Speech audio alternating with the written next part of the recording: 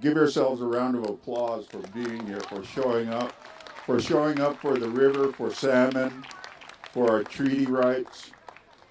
And this was a great day to paddle. I found a couple mussels that I didn't know I had before. We thought we'd go for a swim a couple times, so we had a proper baptismal for our canoe. It was fun. It was great. We even stopped off down at the in Clarkston where they are having the pro dam march or pro dam get together. And the only reason they're doing that is because we're here. You people are the ones that caused that. Now they're doing that in Tri-Cities too. That's going on also. And the reason they're doing that is because you people are here. And we're not just sitting around waiting for something to happen. We're paddling up rivers. We're in the water. We're blessing the water. We're a part of the water. And now we're going to help that water by making sure that those dams are going to be removed.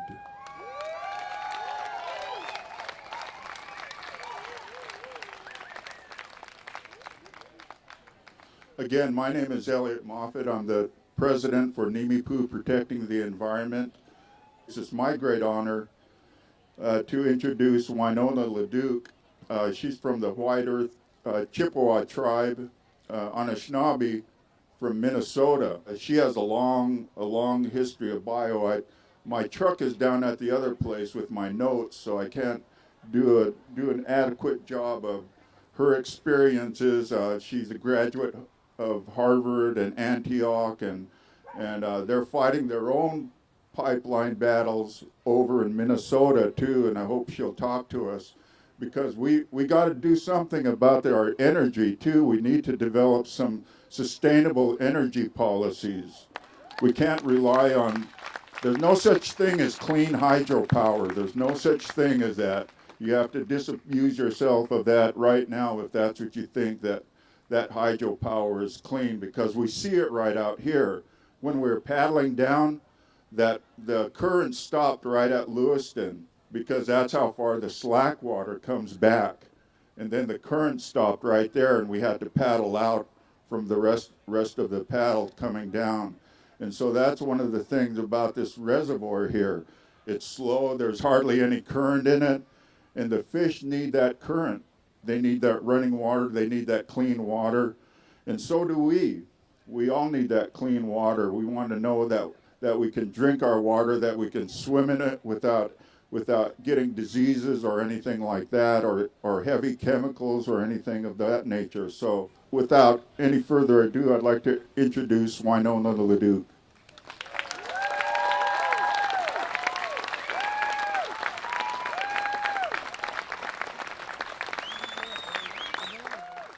Hello there, how y'all doing? Good day today, huh? Yeah, I was super honored to be out here with you, everybody. I did a little bit of pulling canoe. It was good. I only did just a little bit, though, so I'm not as tough or hard as anybody out here, but I'm glad to be here, really honored. Ani Nindawe Maganaduk. That means hello, my relatives. I'm going to say a few words, and then I'm going to introduce a real important lady to me, and I think to all of you, which is Paulette. But I just want to say that I come from a place where it's pretty perfect, kind of like here. I come from a place where you can still drink the water from a lake. I come from a place where you can get sugar from a tree. I come from a place you can fish, and in our migration story, we were instructed to go to the place where the food grows upon the water, and that's wild rice. This is Manomanike Gises, the wild rice making moon in my territory, and as I canoed your river here, your great river, and I'm so honored to be here with the Nimiipuu and all the people here. The Creator gave us a pretty good gig, huh? And I think that in our teachings, it's our covenant and our responsibility to keep that. And we reaffirm that through not only our spiritual practice, but through how we live. We reaffirm that through understanding that, All of our relatives are here, and they are alive. In my language, even the word asin, the word for stone, is an animate noun. We reaffirm that by understanding that we are all related. And when there are no insects, there are no birds. And we reaffirm that by understanding that we take only what we need and we leave the rest. And we reaffirm that by being grateful each day. Tremendous gratitude that we are able to be here.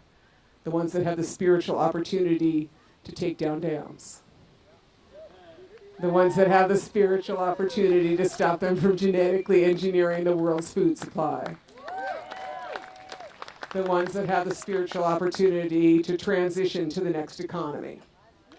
Because that's what we need. I don't know about the rest of you, but I'm pretty much tired of this economy. It's time to move on. Time to move on. Hit the reset button. It's a funny thing. I came to you yesterday. I was in Mexico City. I know, exactly. Oh, wow. Like, I'm a rural person. I lived my whole life in small towns. And I was like, no, I could never go someplace that big. And I was scared. I went to this conference. It was an interesting conference. It was a conference on degrowth. And good place to have it. Largest city in the world, right? And they're like, we're going to figure out how to start deconstructing this mess. Because when Forbes magazine says that capitalism must end if the world is to survive, that someone's taken notes when Forbes says it, right? And so someone's is probably us. Someone's got to begin figuring out how to deconstruct, and that's all of us. To take some things apart and to make some changes. So I tell you a little story about where I'm from, and then, a couple other things, but my community is good, strong territory. It's a beautiful territory, as I said, and we don't have any oil. We don't have any oil there. That's always good, huh? It's always good to not have any minerals or oil in the land of the Wendigo economies. That's what I call it, Wendigo economics or cannibal economics. And we fought off the genetic engineering of our wild rice in the 2000 to 2007. It was a long and pitched battle. The University of Minnesota wanted the right to genetically engineer wild rice. And they talked about academic freedom, and we talked about academic responsibility. That wild should actually mean something. Like wild rice, that should mean actually wild, And 7-year battle that we won. And then around, we was taking care of our rice, and then around 2013, this corporation called the Ambridge Corporation, single largest pipeline corporation in the world, third largest corporation in Canada, announced a proposed pipeline across our territory. That pipeline was going to be a fracked oil pipeline, 640,000 barrels per day, called the Sandpiper, and it was going to come from the Bakken oil fields in North Dakota. Now, everybody here knows how bad that whole idea is. Fracking is when you get into extreme extraction. When you get to this point in your energy addictions, that you are basically busting up the bedrock of Mother Earth to feed your habit. That's what it is. It's extreme behavior.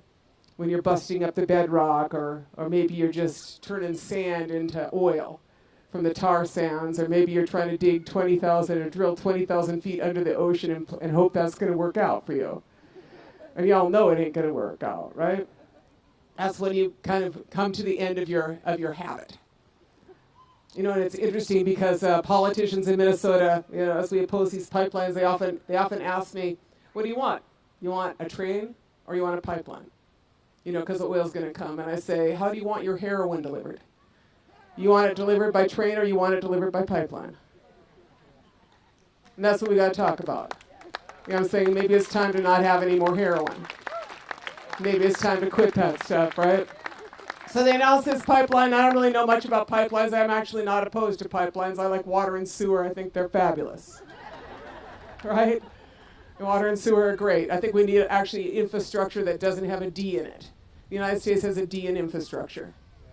That's why bridges like the Skagit Bridge collapse, or the I-35 bridge, because we got a bunch of aging infrastructure in this first world country. But instead of fixing infrastructure and fixing water pipes like in Flint, what they want to do is build a bunch of new pipes for oil companies, Canadian pipeline companies, Canadian oil companies. And so they announced this pipeline, and we didn't think it was too good of an idea. We didn't know much about it. I had to go study up. and figure out how much oil they want to put through. And at Enbridge, it had the two largest oil spills on the continent, Kalamazoo and one in Grand Rapids was Enbridge. And then we said, no, that's not a good idea to put that through our rice beds, through our wild rice, our sacred rice, where we harvest for 10,000 years. And so we summoned up our courage, and we started talking to people about it, passing the word, and had a bunch of community meetings, and built a multiracial alliance. Because we're all in this together. We're all in this together. And in northern Minnesota, it's, a place where, not everybody is comfortable with the Ojibwe, but I'm like, get used to it. We're not going anywhere. Been here 10,000 years, don't plan on heading out anytime soon. And so we built this multiracial alliance to challenge the Sandpiper, the Enbridge Corporation. And for 4 years, we challenged them. We had our ceremonies. We did similar to what you do here, but we rode our horses against the current of the oil. And we rode our horses, we prayed, we had our ceremonies, we participated in the legal and regulatory process, showed up at every hearing, and then a group called the Friends of the Headwaters filed a lawsuit that said you got to do an environmental impact statement for a pipeline of 640,000 barrels a day. You don't get to just pass that one through. And so after about 4 years of battle, the Enbridge Corporation on August 2nd, 2016 announced the cancellation of the Sandpiper. Announced the cancellation of that pipeline. And so what I'm here to say is something y'all know is that if you keep at it, these are really expensive projects. And the longer you fight them, the more expensive their projects get. That's just the way that works. And in the era of divestment, when trillions of dollars are being divested from fossil fuels, it is time to keep pushing. It's time to keep pushing. Because it turns out nobody really wants the planet to bake, except for a few idiots, including one guy out east. So then, unfortunately for us, something which is likely true, is that the day that they announced the cancellation of the pipeline, Enbridge purchased 28% of the Dakota Access Pipeline. And so we followed them out there. And a lot of you did too. I bet a lot of you went to Standing Rock. Is that right? Who went to Standing Rock? And I know a lot of people, give them a hand, man. Going out there, water protectors. That's it, water protectors. And a lot of the rest of you supported us, because we certainly couldn't have been there without all the support, I got a really nice jacket. I don't know who sent that. I have a couple gas masks. Those are good, too. How you know things are good is when you're sitting there typing at your table, writing your little article, and I look up one day, write my little article on my kitchen table in my house, and I look up and there's 3 grandsons sitting there, and one of them has on a gas mask, and one of them has on a helmet. I call it my dapple helmet, so that they wouldn't hit me in the head. And then the third one has on a bandana, and they said, "Look, Granny, we're the water protectors." I was like, you go, you 10 years old guys. So, my family was there, spent a lot of time there.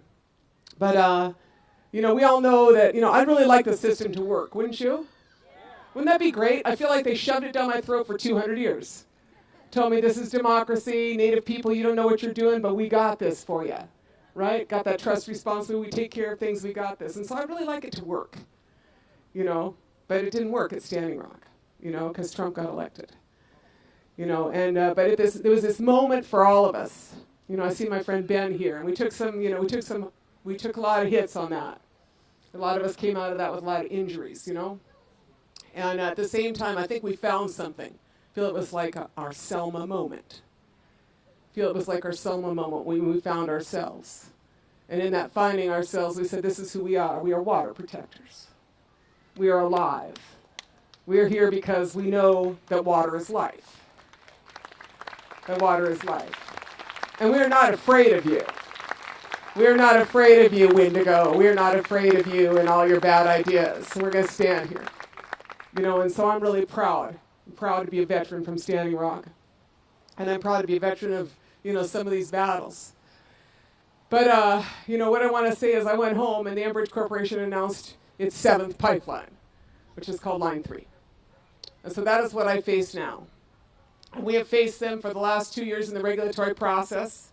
And I went to every hearing. I was a good girl. We went to every hearing. And if the system worked, the administrative law judge, after hearing 72,000 people testify, of which 68,000 testified against the pipeline, right? And every agency in the state of Minnesota recommended against issuing a permit. Every agency, including the administrative law judge, who is in charge of all of the review. They all recommended against it. And if the system worked, there would have been no permits issued. But on June 28th, the Minnesota Public Utilities Commission issued a permit. They issued a permit. They issued a certificate of need, and they didn't issue a route permit. They said, Ojibways, you figure out the route. They said, Fond du Lac, you figure that out. You don't want this pipeline, you figure out where it's going to go. Kind of like the old gun to your head problem. And so, I'm standing here. I spent 6 years fighting pipelines. And, in the case that we are talking about, my situation is pretty much everybody's situation. We are in this era where, my problems actually originate in Canada. The most dysfunctional economy in North America. I thought the U.S. was the most dysfunctional economy. No, it's Canada. Because their petrodollar, which is what it is, it's a petrostate, is predicated on being able to sell tar sands. That's what it is. And 75% of the world's mining corporations are Canadian. They're based on a staples economy, and as pretty as Justin Trudeau thinks he is, he's pretty ugly inside. That's a pretty ugly economy. And we're all hoping for the best, but, when he bought that pipeline, the Trans Mountain Pipeline here in June, I guess he didn't know that the court was going to rule against him a couple weeks ago, huh? And, I was talking to those lawyers this morning on the way over here, and, so what happened is that, Canada's trying to get that oil someplace so that they can sell it to someone, because they don't have a plan B. All they have is one plan, and that plan is not going to work for any of us, and that's a bad plan. And we need to call that, and quit like fighting one little thing and said, we need to say, you need to move on, Canada. You need an economy that's not a cannibal economy. The reason I keep saying that is a few years ago I was at a meeting out here, and there's this chief from one of them, by Clackwood Sound. I was preparing to get arrested for Clackwood Sound. And this chief said, sitting down and talking to the Canadian government is like sitting down and talking to a cannibal. That's what he said. He said, you can make as much small talk as you want, but in the end, you know exactly what he's thinking. Right? And that's what, consultation is. It's not actually really consultation, because in the end, you know what they're thinking. So we just got to not pretend that. So, they're really trying to get this oil to market. The Trans Mountain Pipeline, about a week and a half ago, the Federal Appeals Court in Canada said, you didn't talk to the Native people, so you have to go back to square one. You have to start, we're nullifying every one of your permits. And that was the time that the system worked. And I'm really grateful to the system, that the system worked in Canada. And, so right now, I think there's, that the Canadian government, they issued, I think they Kinder Morgan walked away with like a 637% profit.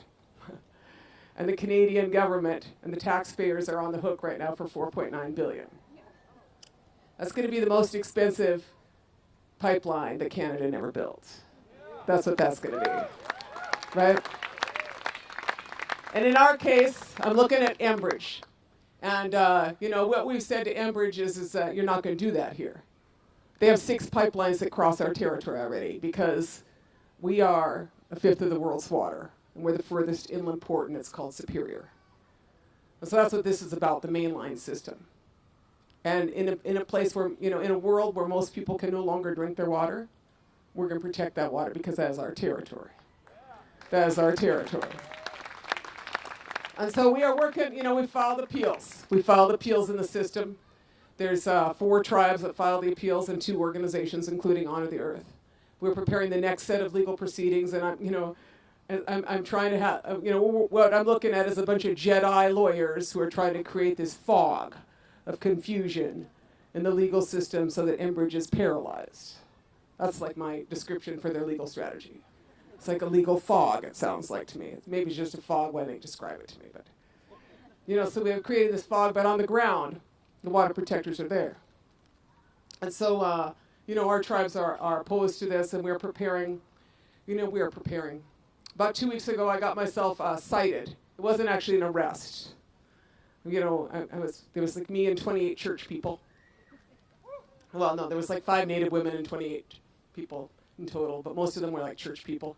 Always get arrested with that church lady. That's like my plan. And it was so funny because Bemidji was like really trying to not arrest us. A lot of you probably been arrested, but they were like, in 30 minutes, we're going to come in.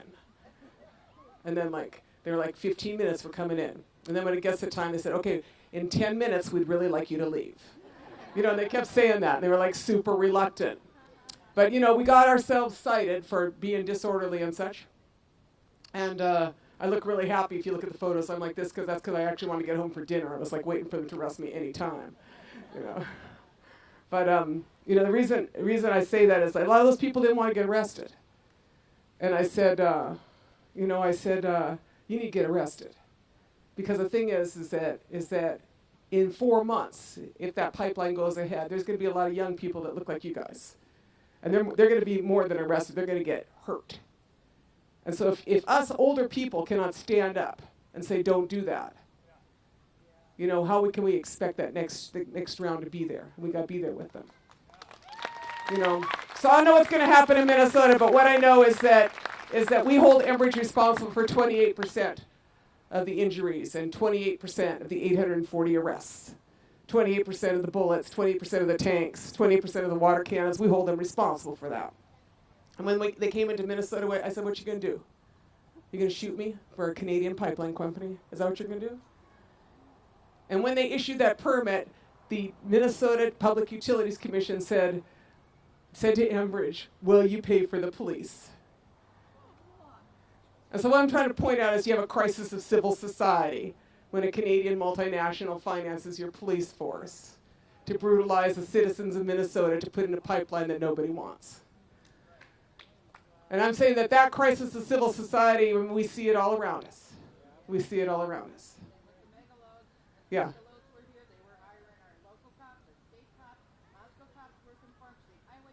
Yeah. Yeah, I mean, it is some brutal times, and it is times that is our opportunity to change. Because the rights of corporations should not supersede the rights of people, and certainly should not supersede the rights of Mother Nature. And that is this crisis of civil society that it is our opportunity and responsibility to challenge. And nobody is going to challenge it but us and the other millions of people who are ready to stand. And I look out there, and y'all know the same things that I know, is that first, take a breath. I know it's like crazy stuff going on all around you. I'm fully aware of that. I'm fully aware that every time we look, there's something else like horrible that the crazy man with the orange hair is plotting. I'm fully aware of that. But just, think of a couple things. Take a breath. First of all, we're always talking about the 1% does this and the 1% does that, right? You know what I'm saying? We're like the 1% has all the money and 1%'s doing this and 1% is this. So what I'm trying to figure out if my math is correct, that means that we're the 99%, so why don't we act like it? You know what I'm saying? If we're the 99%, act like it. Take action. And don't only resist, but do what you're doing here is make good. Onishishin ijichige, onishishin ijichige. Make it beautiful. So how do we do that? You take down some dams. That's how you make it beautiful. You take down some dams, right? And not only do you fight the pipeline, but we got like a way better idea in our territory. We're going to get a bunch of renewable energy. My organization is working on a solar thermal manufacturing facility. We'll have operational by the spring. You do your local food. What I'm saying is you reduce the need to transport stuff. What I'm saying is you relocalize and you get efficient. I mean, that's the antidote. And that's the answer. Because you cannot sustain this globalization system. It's entirely predicated on access to cheap oil. So we have to decouple ourselves, and that's what we're doing in Mexico, talking about degrowth. You actually got to deconstruct, because you cannot actually sustain that economic model, with and do the right thing. So it is our opportunity to change it. And I never call it the alternative, because that would minimize what it is. I consider us the enlightened path. In our prophecies, this is called the time of the seventh fire. Long time ago, our prophets, came to us, and, if you're wise people, you listen to your prophets. And our prophets said, to us, they call this time, they said, your people will have a choice between two paths. And they said one path would be well-worn but scorched. And the other path would not be well-worn, and it would be green. And it would be our choice upon which path to embark. And so that is what we do. We call it lighting the eighth fire. To make that beautiful world, Onishishinajitchige, that we want to live in. Like the world that we knew, that we inherited from our ancestors. That beautiful world, where we understood that we were relatives, and we reaffirmed our relationship through our practice. We understood that our world was alive. We took only what we need, and we left the rest. So you make that. So you fight the bad guys, and you take the right stance, because don't wait for them to do it for you. You'll be waiting a long time. And the other thing is that, my friend Bob Goff, he used to cease, but he used to say, you're either going to be at the table or you're going to be on the menu.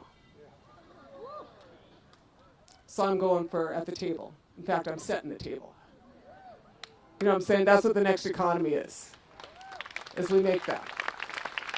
And everybody knows that is the trends. I was sitting there in the Mexico City airport with my little no GMO sticker, and I have this picture has a custard Sitting Bull, and it says GMO organic, on it. And of course, Sitting Bull is the organic guy. And this guy comes up I'm in like the first class lounge, right? Because I fly so damn much. I have this plane ticket. I'm sitting up there with all the white guys in the first class lounge, right? Right, just be real. And anyway, so this guy is like, I like that. And I was like, thanks. He's like, I work for a big multinational baking company. I was like, can I use that in my presentation? I said, yes, you can. Yes, you can. He said, yeah, let's go with organic. I mean, they said, people are gluten-free. They can't. I said, yeah, a little too much glyphosate. Is that right? In your granola? I mean, right? Time to move on. So we just we do the push, but we also provide the leadership. So as I look out there, you are a bunch of beautiful people, and I sure had a great time. I'm asleep really good from that canoeing, But I'm super proud to see my nephew Michael and my nephew here Nako is going to perform later, and so I'm happy, and see my sister here Paulette. But I just want to say, I was in Mexico. I was thinking about it. I wrote this article this morning, and the Colorado River, that's supposed to go to Mexico, and they started damming it. They put up the Hoover Dam first. And they stopped the flow for for a long time to just get that filled. And then they put up the Glen Canyon Dam, right? And then they just kept damming that river. They put up the Morales Dam at the border. And so by the time it gets to Mexico, the largest desert estuary in the world, the Colorado River Delta, was no more. And everything that was there that was so beautiful, and all those egrets and swans and geese that flew there, they had no place to go. And we all know that. We all know that, and we grieve their loss. We grieve it. And it just trickles, that river, when it gets there to Mexico, which is kind of how the United States treats Mexico. The trickle-down economy, that's what it looks like, right? You get a few drops at the end. And about 5 years ago, they started this project, the Colorado River Restorations Project, the Delta Restoration Project. And they released water into the dry riverbed. And now more and more water gets released each year. And I have to say that even the Trump administration Interior approved the release of more water. And what happens is that when you return water to the riverbed, life returns. And that is the story. In my world, this is Menominee Jesus, our wild rice making moon. And there are some places where the dams or the water levels were changed. And so the rice was no more. It was flooded out. And there's one lake that I'm going to rice when I go home called Onamia Lake. And there was no rice there for 17 years. And when the water levels changed, the rice returned. And there's another lake just north of there that there was no rice for 50 years. And when the water levels changed, the rice came back. Because rice and Mother Earth and nature and things that want life are so resilient that they returned. Just like salmon. Just like salmon. But you have to create that space that they can come into. And in Mexico, I was, looking and, that's there's pain and beauty. Everything where there is so much beauty, there's also so much pain. And, there's a Mexican proverb, which is, they tried to bury us, but they forgot that we are seeds. They forgot that we are seeds. And so keep that in your heart, Keep that in your heart, that we are seeds. And that is the bounty that we represent. And in the natural world, there are many lessons from that. And where I live, there are still butterflies. And where I live, there are still frogs. And that's who I'm protecting that ecosystem for. But even in a butterfly, a butterfly is not like a moth. When it turns from a caterpillar into its chrysalis, into a butterfly, it liquidates itself.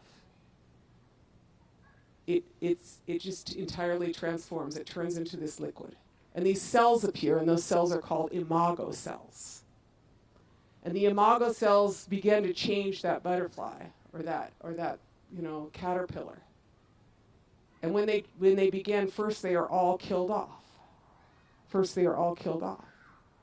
And then they keep coming back more and more of them. And then they transform a caterpillar into a butterfly. And they are called imago cells. Imago is the same word as the root for imagination. It is the same root. And we are the imago cells. We are the imago cells of this society. And we will make Onishishinajijige. We will make something beautiful. Miigwech, thank you for your time.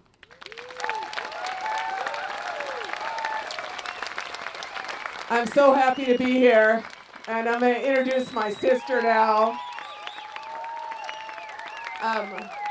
Thank you so much. I'm so happy to be here with everybody. And I want to say that when I was in Mexico this last year, I don't know if you noticed this, but the first indigenous woman in history ran for president of Mexico. And she came from the Indigenous Council of the Zapatistas, a social movement. And she collected millions of signatures, and she stood proud and said, I'm an indigenous woman, I'm running for office. And what I want to say is that there's another indigenous woman running for office, and she's here. And I'm very proud to introduce to you Paulette Jordon.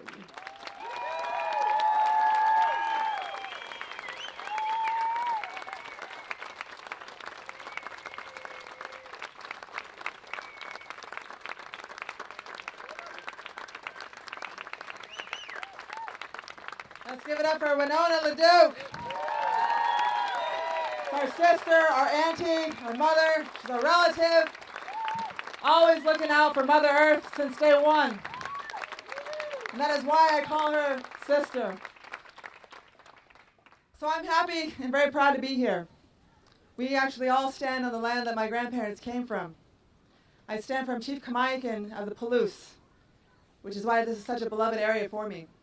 And I always wonder oftentimes what he would say as when he was fighting for independence and sovereignty of this land, for his culture, his way of life, so that his grandchildren and his children like myself would be able to stand here and continue this battle here and today. And now his granddaughter is running for governor in the state of Idaho.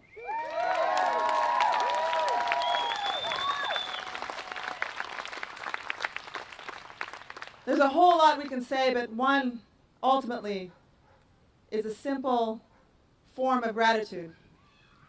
And that is just to say thank you. Because you're all standing within an army of people to support what really needs to happen in Idaho. We have to fight for all the right reasons. Everyone out there is talking about guns and money and corporate welfare. And yet, while we're being attacked everywhere we can imagine, from women's rights to health care and education to public lands, here we are now defending the real sovereignty of our life, which is the environment, our ecosystem, that is ultimately at its greatest threat in this moment in time. And my grandparents knew this was going to be a day and time that we would have to come together to fight back. There are prophecies to tell us and forewarn us that this day was going to come. They said water would be like gold. They said someday there's going to be the black snake that will flow through, polluting our water systems. And it's unfortunate that we, the seventh generation, have to experience this, but we were prepared. I was prepared. My elders raised me. They taught me the language and the culture and the history so that I would never forget. So that their sacrifices, their losses, their suffering, their pain would not be in vain. And so I stand with all of you, relatives, united as one Idaho family and guests who come in to help us in this great fight, to understand what it means to truly be of this land and to protect Mother Earth for what she is. You have great organizations fighting for our orca. Mother Earth has rights. Orcas should have rights. This may sound very radical, but mind you, as a businesswoman, someone who is also an economist looking out for jobs and the welfare of our future generations, we have to be mindful that we have to protect the environment first and foremost. If people want to be realistic, what would really help Idaho is saving our fish. We have the greatest advocate, and one of our ancestors who has now passed on, we called him Uncle Billy Frank. Many of us who knew him knew of his advocacy. He was a great champion. But before he passed on, he took me in, and he taught me the ways, and he said, this is why it's important. They do so much for our mountains. You know, these are our grandparents, he would say. And the water, you look at the water, how important that is to all of life. And then he would say, now the air. The salmon feeds the mountains to feed the trees, which produces clean air for us. Everything is connected. But you take out the anadromous fish, our salmon.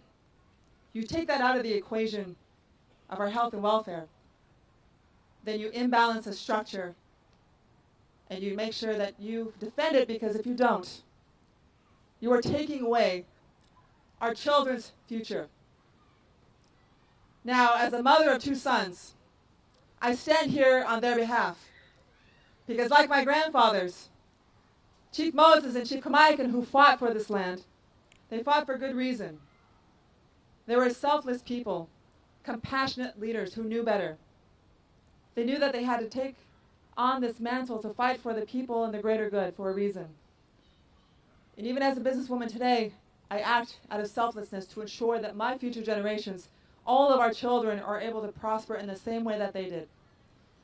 But we cannot get there together. As governor, one of my plans is to decommission these 4 Snake River dams. But we have to do it with our entire society together. People in the region will know that Idaho is a true leader. Once we fight to get to the governor's office, Washington, Oregon, California, Alaska, everyone in the Pacific Northwest will understand how truly valuable Idaho is in protecting our salmon population. We have a lot at stake here. So much so, we have a ton to lose.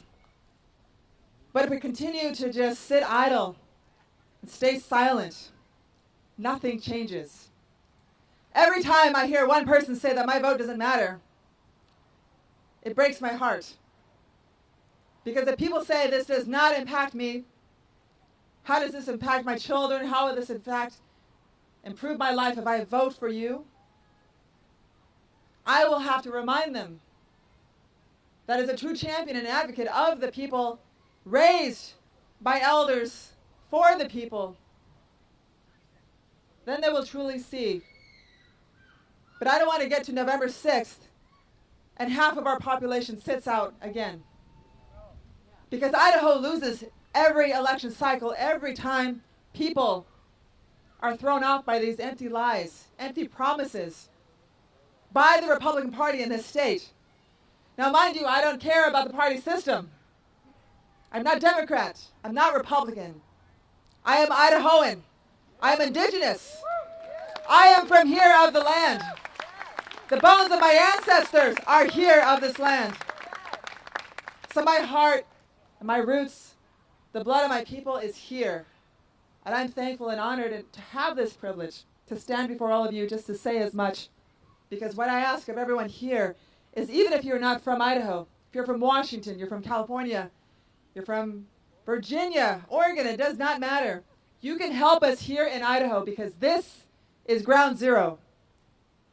This right here, if you can change Idaho, you not only change the Pacific Northwest, you change the face of America. You will change the next generation for the better. Now my son, young Chief Kamaikan, he just turned 9 today. He is my grandfather's legacy. While he turns 9 today, I promised him I'd make it to his birthday up north. But I said, while he's turning 9, I'm going to honor him. Because every day people ask me, they say, we're going to be outmatched when it comes to dollar. I said, well, of course. We're humble people. I was raised in a very rural society on the reservation of the Coeur d'Alene tribe. And then they say, well, you're young. You've only served a few terms in the Idaho House. What do you know? I said, well, that's plenty of time. And yet enough time, more than enough, because it gave me the opportunity to understand the structure, the broken system that we're facing, and a better idea of why we fight so much so to bring better solutions forward. So now that I'm here, running for this position, we have everything that we need. We have integrity. We have compassion. Ultimate goal to fight for humanity. The education that it takes, above all. But truly, and foremost, we have relatives. People have no idea what it means when your relatives fight back. When you truly care about your Idaho, you do whatever it takes. You make sure 25 more people in your community vote. Because corporations can't vote.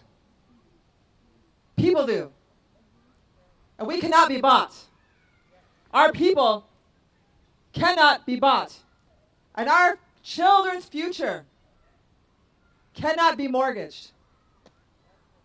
But if we sit here and do nothing, if we don't turn out and vote in November, and if we don't register our young people and our elderly by then, we will lose.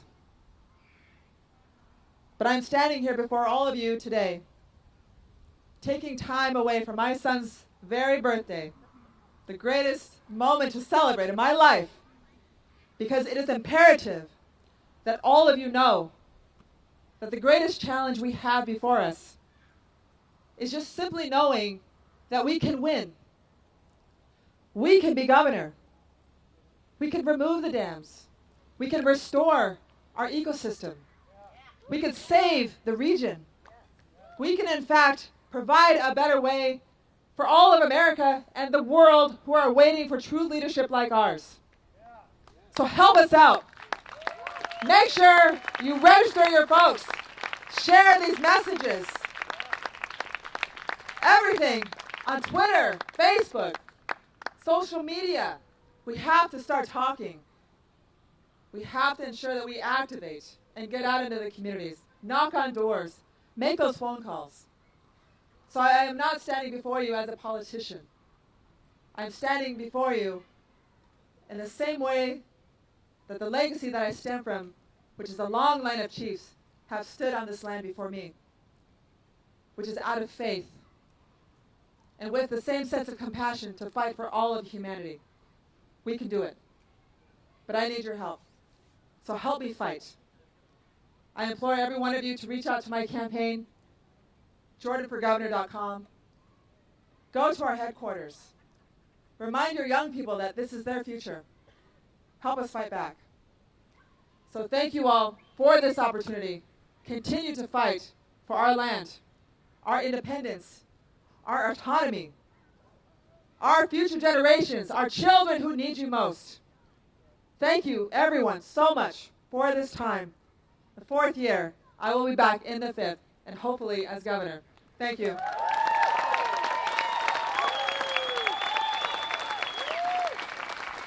All right, let's hear it for Paulette Jordon.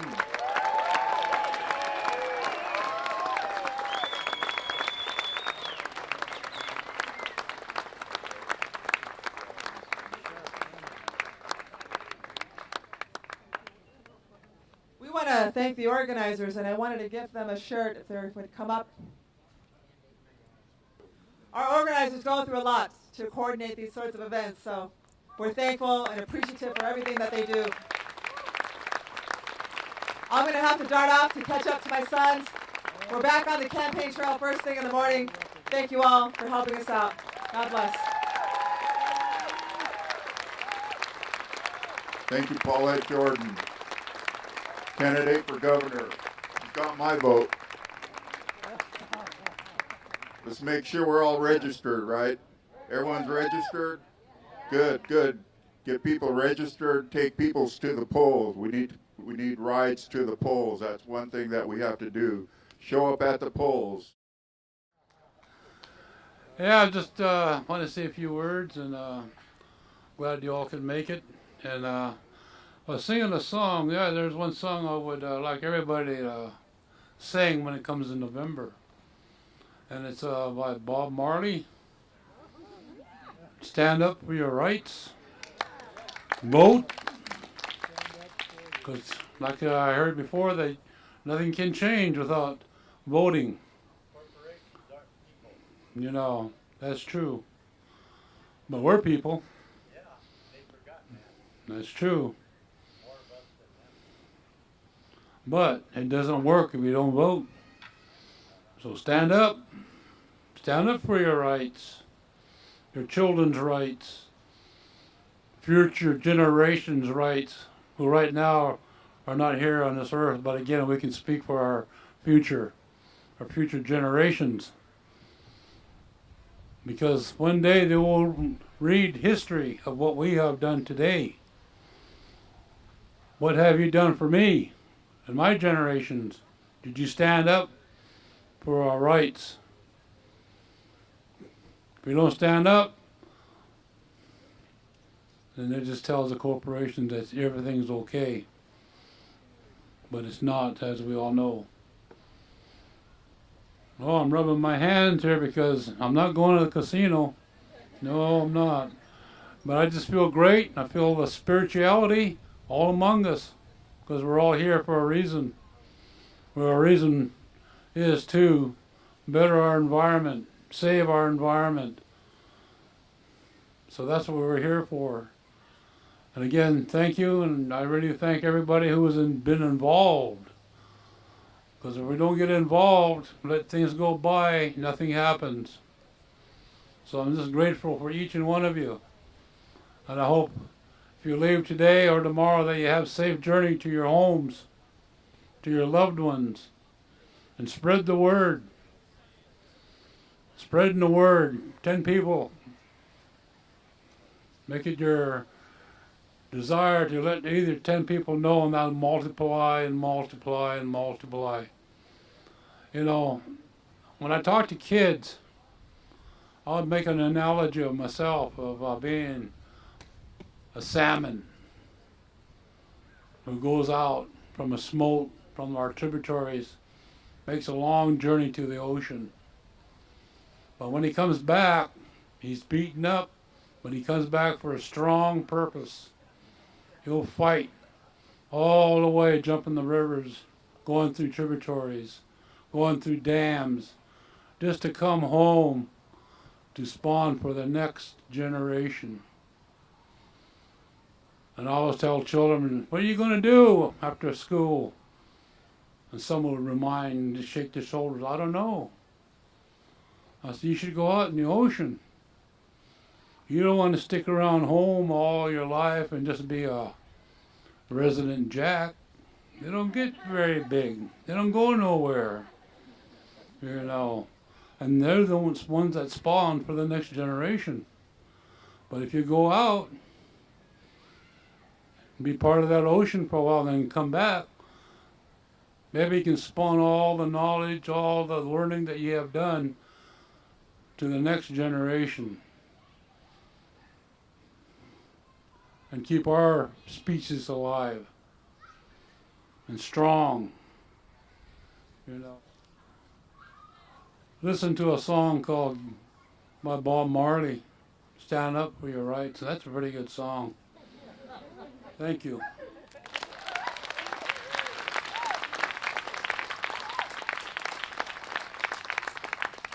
Okay, thanks, Art. He's a really good ally that we have on our tribal council. And the other day, it was pretty great. We had gone, Lucinda Simpson, and I and someone else, or Gary Dorr, I think it was, went and talked to the council about what we're doing and inviting them. And actually, we're trying to get a safety boat. And so when we were there, we started bringing it up. And one thing that I really appreciate right now is the tribal, our elected 9-member council really supports what we're doing here. I know a lot of them are not here, but particularly one, Casey Mitchell, he was really adamant. He was speaking up about getting rid of the dams as the only real solution to restoring the salmon run, which is really true, and which is why we're here today. I mean, there's a lot of things going on with the canoe, and essentially with the canoe, the idea was to bring to attention to people like the Nimiipuu used to use canoes to go up and down the river, where it's the Selway, Locksaw, down to the Columbia. And so we're doing kind of a analogy, I guess you'd call it, between us, the Nimiipuu people, and the salmon not being able to traverse that river like we once did. And so that's really the main impetus behind the dugout canoe. And so that's one aspect, because our main goal is to look at environmental issues, whether it's removing the dams or the wolf delisting or the grizzly bear delisting, to make sure that, like my brother Art said, to make sure that we look out for the future, because many of us are not going to be here 20, 30 years from now. So we want to make sure that we keep pushing this. And like when we get the kids involved, the 4th and 5th graders from Lapway Middle School, elementary school, and the 1st and 2nd graders, we can carry on this tradition, you know, teaching them about the culture, about the tribe, and how we want to respect Mother Earth. So, you know, it's really been great. And like people, when we see people, particularly young people, or anyone, people, I know there's a lot of people from all over the area, you know, up and down the river, Montana, Wyoming, wherever. And it's nice to see, because when we see this, our group and us, myself personally, it really gives you impetus, just like working with those kids, to continue on this battle, this fight that we have with the, you know, whoever is trying to impose their ideas, whether it's the government or the private corporations. Like we have a lot of timber. We have the second largest wilderness in Idaho, up in Selway, Locksaw. That's all within our treaty area, 55 treaty area. We have guaranteed rights to hunt, fish, and gather, and also in the usual and accustomed places. So those are areas that, you know, my mother, my grandfather, all our relatives, ancestors have always used, hunted, fished, gathered in those areas. So we want to make sure that 100 years from now, those kids growing up now are able to use that same not resource, I guess, but same, can exercise those treaty rights just like we are today. And as many of you know, whether it's battling for the treaty right to take salmon in this river with the dams, or any other areas, hunting elk, moose, or buffalo over in the Montana, Yellowstone, is we have these continuous battles that we have to fight, you know, and we always believe that our treaty rights supersede states' rights, or the state's ability, or any real government except the federal, to determine where we can hunt, where we can fish, or where we can gather. And so that's something that was really, I just want to get across today, is that the treaty right. And if you haven't, don't know, like, or read a treaty lately, you can check it out on our website. We have a copy of the treaty, 1855 Treaty of the Nez Perces. So that's the agreement that was written by some real forward thinkers that couldn't even sign their name in English. It was all X's. If you look on the treaty, it's all in X's, but they had the foresight to know that they were going to protect those treaty rights for people like me, 150 years from when they were 200 years from when they signed it to where we could exercise those, which I want to continue by our efforts, like with our group and with your help.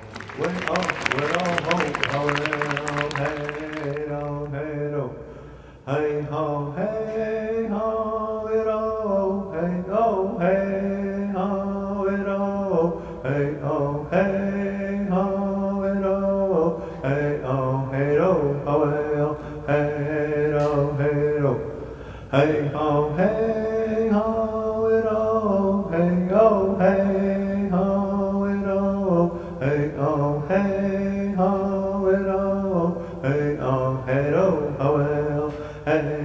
oh, hey